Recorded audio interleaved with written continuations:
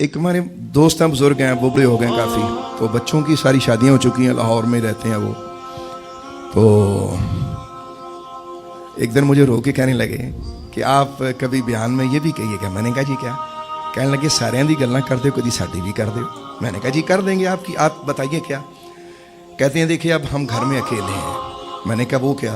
उन्होंने मुझे एक शेर पढ़ के सुनाया, लेकिन जब मैंने वो सुना यार वो भी रो पड़े, मैं भी रो पड़ा। अब वो शेर सुनिएगा। वो कहने लगे कि पुत्र लै गए नोआ, पुत्र लै गए नोआ, तियां लै गए होर, माई बाबा इवें बैठे जिवें बैठे चोर।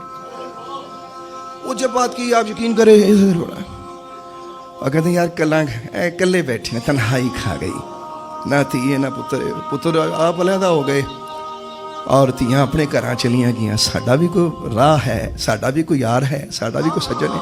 तो ये बात मुझे खा गई। मेरा सिर्फ आपसे एक ही मुहब्बत का पैगाम है, अगर जिन्हां दी मामा जिंदा ने यार मामा कोल बैठा करो, उन्हां दे दर्द सुनिया करो। जिन्हां दे बाप जिंदा ने अब्बे को बह के, वालद को बह के उहदी गल सुनिया करो। एक बारी प्यार नाल उन्हें जफ्फी पा के अब्बा जी तुहाडा बेटा, पिछलियां माफ़ी, कोई दिल की गल कहनी, नहीं तो आप जानते नहीं है, खुदा की कसम आपको मिलने के लिए कब्रिस्तान जाना पड़ेगा। फिर आपको उस दिन पता लगेगा कि मेरी माँ थी और मेरा बाप था। तो अपने घर को ज़िंदगी में कब्रिस्तान ना बनाओ, तो उनकी तन्हाई का इजाला करो। माँ बाप बड़ी दौलत है, ये बड़े प्यार की जगह है। अल्लाह ताला साढ़े सारे ते रहमत फरमाए। तो माँ बेचारी इंतज़ार कर दी है, जिंदगी भी इंतज़ार ही करती होंगी, ओए मेरा पुत्र नहीं आया। सारी जिंदगी बच्चे का इंतजार करती रही, अज बेचारी कबर विच भी कहती हाय मेरा पुत्र मैनू मिलन नहीं आया। जाया करो यार, माँ बाप के करीब हो जाओ।